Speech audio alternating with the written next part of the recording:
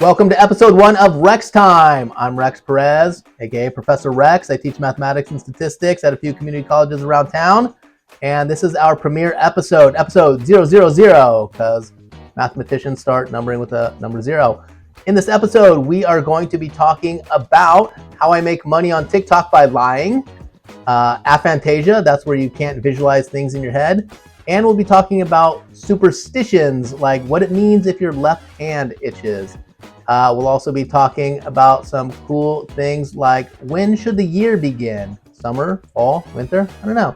Okay, thanks for tuning in, and hopefully you enjoyed this new podcast.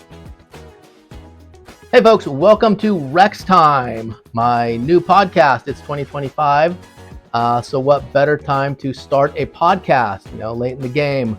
I actually started late in the game with TikTok last year, and I got lucky and I became a content creator. If you want to check me out on TikTok, if it's still there, I don't know, it's supposed to get deleted by the government in a few days. My handle is, should I quit my day job? The answer is probably no. My day job, by the way, is I'm a professor of mathematics and statistics. I teach at a few different colleges and community colleges, so some of you may know me from that. I also am a comedy writer. I used to write for the Howard Stern Show, and I used to do stand-up comedy way back in the day. The goal is to get this podcast big enough so that I could get back into stand-up.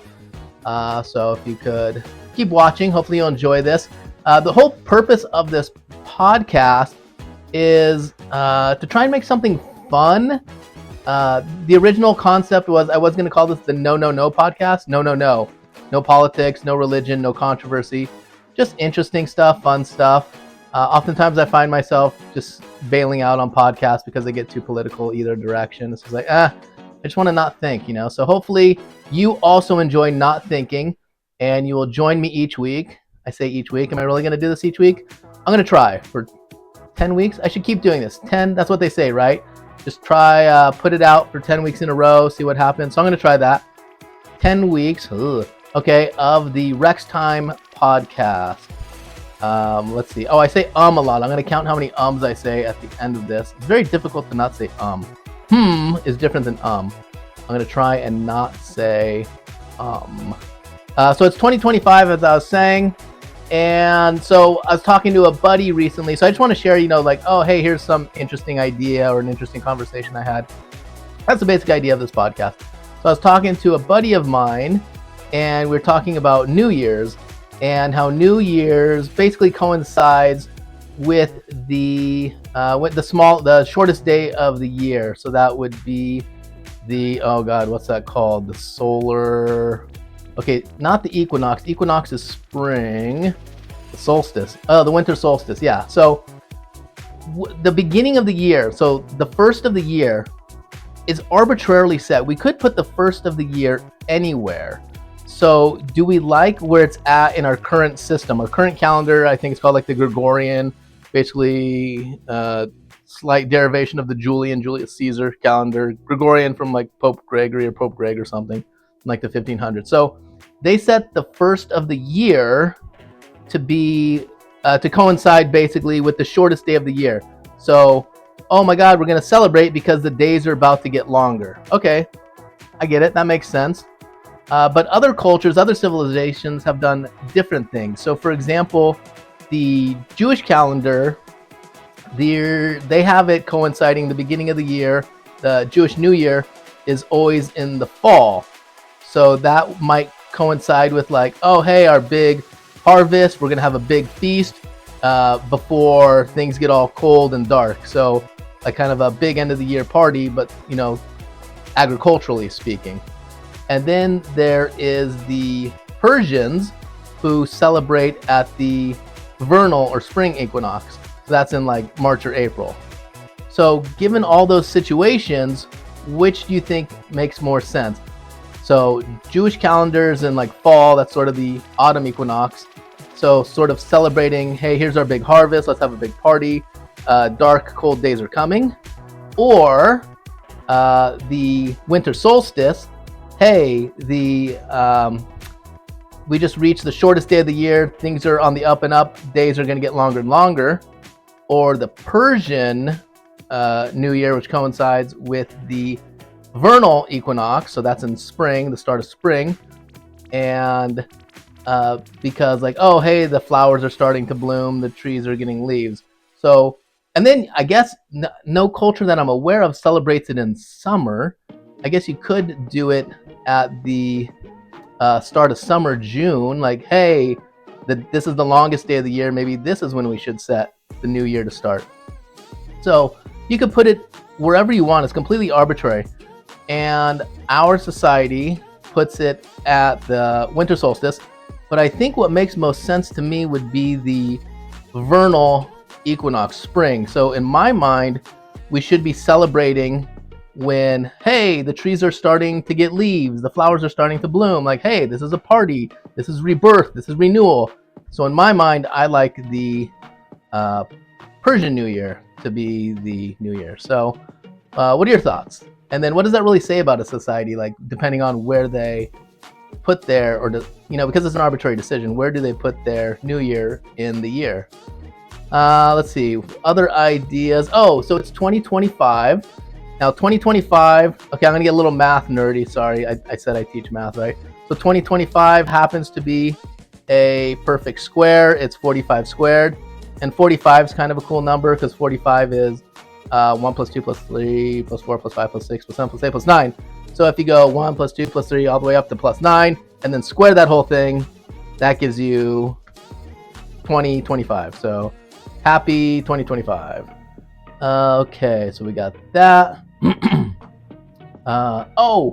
Getting back to my TikTok. So I was mentioning that I am a TikTok creator. So I got very lucky on that. So I'm hoping to get lucky right now with this YouTube. So, hey, I'm going to start a podcast. Oh, that's never going to work. You don't know. Maybe someone finds this interesting. We'll find out.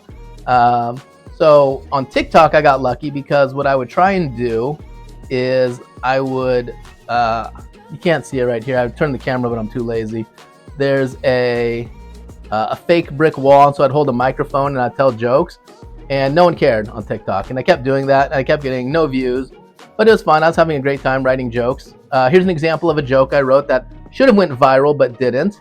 What wears baggy clothes and loves St. Patrick's Day? Billie Irish. Okay, so that joke should have went viral. Yeah, you agree? Yeah, I agree also. Okay, so I was writing jokes like that. Okay, here's another one. I think it goes something like this.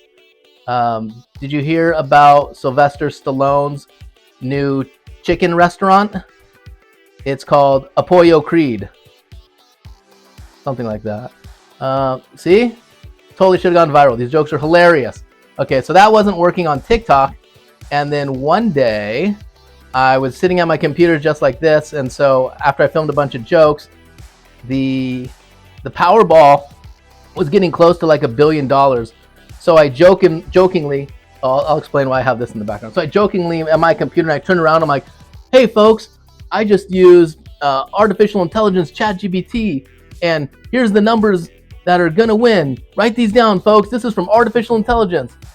And that video, so I was just being stupid and I wasn't even trying to be funny. I was just being stupid, and that went viral. I got like 1 million views, and then that allowed me to qualify. I did another one just like, so then right after that I was like, oh, okay, so now that TikTok knows I'm cool, so then I tried doing more jokes. That didn't work. So then I'm like, okay, let me try one of those situations where I lie and say that artificial intelligence can predict the Powerball. So I did that, and yeah, that one went viral again. And then so these silly videos where I'm predicting or pretending to predict the Powerball using artificial intelligence, those would go viral, which allowed me to qualify for the creator fund.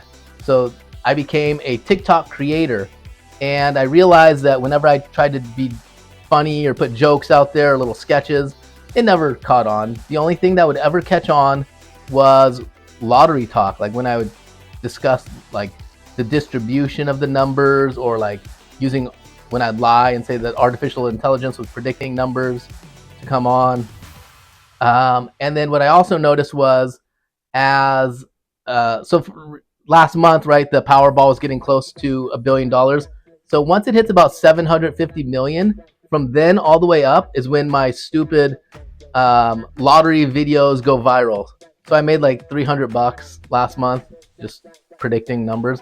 And then once someone wins the Powerball or Mega Millions, right, once it drops back down, then my videos don't go viral anymore. So there is a correlation between whether or not there's a big jackpot or not. So currently there's not a big jackpot, so no one seems to care, right? No one wants to win just 200 million. Someone needs to win $1 billion. 200 million is not going to change your life. Oh, by the way, why is this going on in the background? I don't know exactly why, but I notice a lot of people on TikTok just have something in the background that's kind of, so you don't have to focus on me, you can just focus on that. That, by the way, is, I need to upload this. I taught Calculus 3 last semester, and I hadn't taught or taken Calc 3 in years, so I relearned everything, and so these videos are really good. I need to upload these to YouTube. This is probably where I'm going to make my money. So if you're taking Calc 3, remind me to upload these. It's currently on my Google Drive. I need to upload it to YouTube, but because I just had relearned everything in order to teach it, these videos are super good. These are like the best explanations ever. Like, I wish I was my teacher back in the day. So Calc 3, hopefully I'll put those up. Those are super good videos. Oh yeah, so just, I guess it's nice to have some background, something weird. Yeah, so that's me. Let's see, what else? I have some notes written underneath here. Oh, so again, I did say that I teach statistics oftentimes, and that's Calc 3. But statistics, most of my students, they're going to forget everything I teach them. But the one thing that intrigues every class, so it's this simple question. Let's say you have a 6-sided dice, a little cube, 6-sided dice. Opposite sides of the dice always add up to what? And that, I thought everyone's going to shout out the answer, but everyone's like, wait, what, huh? They add up to something always? I'm like, that's crazy. And I'm like, okay, figure it out. So then try and figure it out if you haven't heard that question before. And so opposite sides of a cube of the 6-sided dice, they always add up to 7. Okay, so I think in my statistics class, that's going to be the only thing people probably remember. Will they remember a z table, t table, chi-squared distribution, ANOVA? I don't know. Okay, those are all fancy words if you've never taken stats. Just forget about that. Okay, we're trying to keep this stuff fun. One more silly math sort of thing, but it's kind of cool math. It's called the birthday problem. So I was up in Big Bear with a bunch of friends, and there was like 30 of us, right? 30 of us. And it turned out that 2 people were both born on New Year's. And everyone's like, oh my God, that's crazy, that's crazy. And I was like, and then I got nerdy. I'm like, well, actually, it's not that crazy at all. So in statistics or math or combinatorics, there's something called the birthday problem. So the birthday problem says that if you have enough, so let's take a step back for a second. There's 365 days in a year. So if you have 366 people, then at least two people definitely have the same birthday. So far, so good? Okay. So at what point, how many people does it become a 50-50 situation that 2 people have the same birthday? So in a group of random people, how many would there need to be such that the probability is about 50% that 2 people have the same birthday? Because everyone, remember when I was on my little trip last month, everyone was blown away. There's like 30 of us. There's like, oh my God, 2 people were born on New Year's. That's crazy. And I was like, nope, not crazy. So it turns out it's 23 people. So if you have 23 random people, the probability of 2 people having the same birthday is slightly over 50%. It's like 50.4%. So let's just say 50%. Okay, so that's the birthday problem. Okay, no more math. I'm sorry, being a math nerd. Let's see, I'm just looking at my notes here. What else we got? Oh, so here's the concept of the podcast. I just write down like 20 things that I think are interesting, and then I just try and ramble about them for a few. So maybe they're interesting, maybe they're not. We'll see what happens. So I have the word aphantasia written down. So aphantasia, that's the inability to visualize things. So I didn't even know that was a thing. So I was talking to my buddy, and we're going to meet up with a mutual friend we hadn't seen in like 10, 15 years, something crazy. And I said, oh my God, the human mind is so amazing because I can visualize her perfectly. And he's like, what? I go, yeah, I mean, I can just picture her. He's like, what are you talking about? I'm like, I could just picture her. He's like, huh? And I go, well, like, so for example, if I just say Tom Cruise, can you picture Tom Cruise? And he's like, no. He's like, are you messing with me? And I'm like, are you messing with me? And then he's like, what do you mean? I go, like, let's say I say dinosaur. Can't you just picture a dinosaur? And he's like, no. And then he's like, you're definitely messing with me. I'm like, no. So then he calls his wife. He calls up his wife, and he's like, hey, babe, like, I'm not sure if Rex is messing with me. If I say Tom Cruise, can you visualize Tom Cruise? And she's all, yeah. He's like, what? And she's like, you can't do that? He's like, no. And then she's like, well, you can visualize your kids, can you? He's like, no. She's like, well, can you visualize me? He's like, no. And she's like, oh. So it's called aphantasia. You can't visualize things. So that's pretty wild. So I've always been, I like talking to him and thinking about how he actually thinks about things. And we'll get more into him later but like how his mind works. I still don't get it. It doesn't make sense to me. Oh, and then we have another friend. So similar to aphantasia, there's something, an inner monologue, an inner voice. Some people don't have an inner voice. The internet says it's like, 5 to 10% of people in the world don't have an inner voice, which is insane to me because that's like how I think. So if you don't have an inner voice, like, how are you even thinking? But I don't know. So do you have an inner voice? I do. And then the second question was, or my follow-up question is, that inner voice, is it your voice? Because I have another buddy who's like, oh, I have an inner voice, but it's not my voice. And I'm like, whoa, you might be a serial killer. Like, that doesn't make sense. Like, you have a voice that's not yours in your head. Like, concerning, a little concerning. So yeah, I'm not too sure about that guy. Maybe that's a normal thing. So I don't know, folks. What do you have? Let me know in the comments. Oh, if you made it this far, just go ahead and click subscribe. I don't know, maybe that helps push it or something. I don't think is there a like button? Yeah, hit like, hit subscribe. Let's see what else I have in my notes. Oh, idioms from around the world. This one is my grandmother. She's Dutch Indonesian. She lived in Java in Indonesia half her life, first half of her life. And there's a bunch of different sayings, but the one that often I hear from my family is, I'm probably mispronouncing. If you're Indonesian, please fix it or correct it or something. I guess I could Google it, but I'm too lazy. Patoon spatoon. So it's kind of like I give and then you spit. So it's like biting the hand that feeds you. It's like if you do something nice and then the person sort of screws you over, something like that. So patoon spatoon. So it's very succinct. I like the succinctness of it. Patoon spatoon. So you do something nice, like no good deed goes unpunished. Something like that. Patoon spatoon. I give, you spit in my face. Patoon spatoon. So it's a nice little one, Indonesian. And then also my Indonesian grandmother, very superstitious, lots of superstitions, but some of them are kind of fun. And I can't remember if it's your left hand is itching or your right hand is itching. If one of your hands is itching, oh, that's a sign of good luck and money is coming your way. So whenever I think it's left hand. If ever your left hand is itching, she'd be like, oh, go buy a lottery ticket. Oh, go buy a super lotto. So, yeah. So if your left hand is ever itching, that means good luck and money is coming your way. I have written down next, hot takes. So here's a hot take. My friends think I'm insane. I think that it's 2025.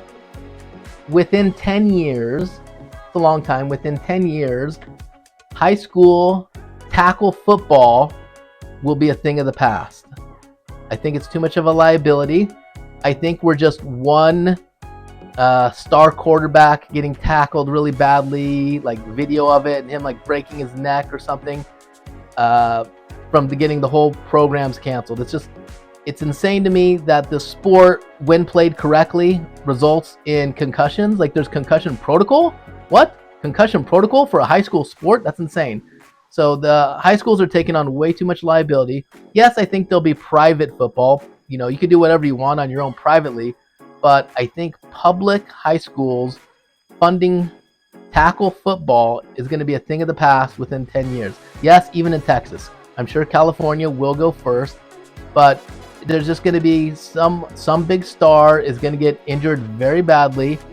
the school district is going to get sued to death, and then the program's going to go bye-bye, and then other schools won't be able to get insurance for the programs, and it goes bye-bye. So I think high school football will be gone, tackle, they'll probably play flag, within 10 years. And that's me being conservative. I really think like, okay, 10 seems fine. 5 be real quick, yeah, 10. And then college, yes, I'm crazy, I'm saying it. College within 20 years, college football. Again, because of that public funding. Privately, you could have college kids, or I don't know what the deal is with private schools, but just when there's public funding, there's going to be lawsuits, and it's just not going to be worth it anymore. It's it's analogous to me of having like MMA, like high school kids doing MMA and like beating each other into bloody pulps. It's like, wait, what? That doesn't make sense. Don't let the kids do that. But that's me being paternalistic. Who knows? But that's my hot take. And then I do have another hot take. Hot take number 2. If you watch Wheel of Fortune, Pat Sajak has retired, and he has been replaced by Ryan Seacrest. And my hot take is that Ryan Seacrest is doing a fantastic job. It's as if he just downloaded Pat Sajak's personality and he's just impersonating him, and he's doing it perfectly. He's so congenial and friendly, and he's like on your side, and he's fantastic. He's doing an excellent job, and I know a lot of people like to hate on Ryan Seacrest, but watch Wheel of Fortune. He is great. And on a side note, I had a friend, she went on to Wheel of Fortune, and because I asked her, I'm like, do they keep track of the letters? Because it seems rather difficult. And she said, yes, off to the side, they show all the letters that have been used. And so when someone picks a letter that's already been used, because she did that, and she was really upset with herself, but, cameras on, it's, a little intimidating, you're a little bit out of your element. So yes, the letters are all there, that off screen, so you can't see them, but the audience can't see them, but the players do get to see which of the letters have been used before. So if anyone ever picks a letter that's been played already or been called already, then they're a silly goose because they should have seen that off to the side. But that was interesting that the letters are there. What else do we got going on? Okay, we're already 22 minutes into this little podcast, and I still have a couple more points. Okay, really quickly, avocados and apples. So avocados, if you plant an avocado in, like, you just get a little avocado seed and you plant it and it's going to grow a tree. In like 8 or 9 years, it may or may not produce fruit. So just because you grow an avocado tree doesn't mean it's going to produce fruit. But let's say it does produce fruit. The fruit is going to be different than the avocado you ate. So you probably ate a nice, lovely, buttery Hass avocado.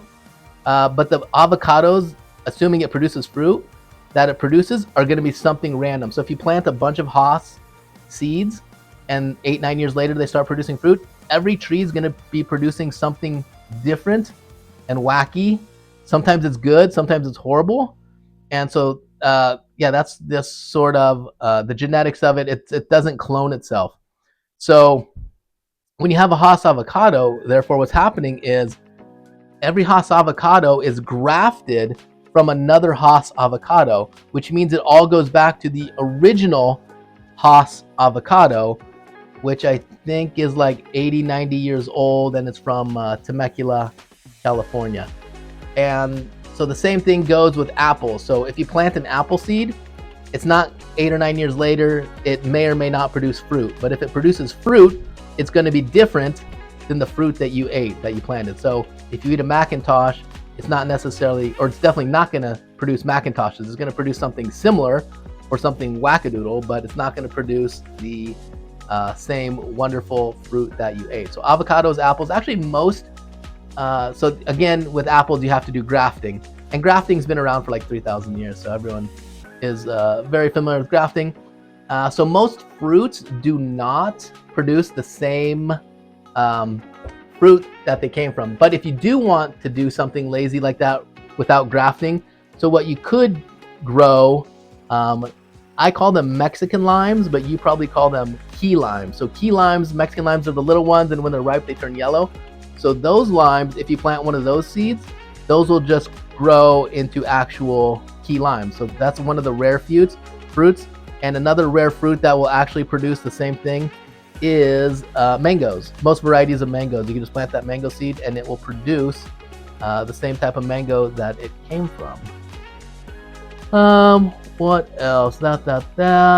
Let me think. One more parting idea. This one's sort of silly, but I quit drinking coffee. I think I'm allergic to caffeine. So I've switched, but I love the taste of coffee, so I switched to decaffeinated coffee. And if you drink decaffeinated coffee, how they decaffeinate it, how they remove the caffeine from coffee beans, is they use some chemicals, either methylene chloride or ethyl acetate. And both of those chemicals are known carcinogens. But apparently the levels are really, really low, so it's totally fine. And I don't know, I've become kind of a chemical phobe lately in life.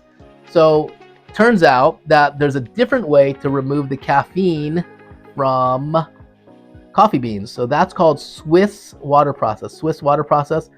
I don't even know why I'm telling you this. No one here drinks decaf except me. But anyhow, so decaf, so I buy Swiss water process. So the Swiss water process is you put the green, before you roast the beans, you put the green unroasted beans into water, and that will let the caffeine sort of disperse, and then you filter it out through a charcoal filter, and you sort of remove it that way. So it's no chemicals involved, Swiss water process. So if you do drink decaf every day like I do, you may as well spend, extra 20 cents an ounce and get the Swiss water process. Okay, we covered all of that. I think we're good. You know what? Okay, so we're at 26 minutes. I'm going to do this. If you made it this far, thank you very much. I appreciate it. Let me know if there's any topics you want to talk about. Here's one more thing. Possum versus opossum, like O-P-O-S-S, opossum versus possum. So in North America, United States, and Canada, we have opossums, but we call them possums because we're lazy, I guess. But possums are native to like Australia, New Guinea, New Zealand, and some parts of China. And the possum versus the United States American opossum are totally not related.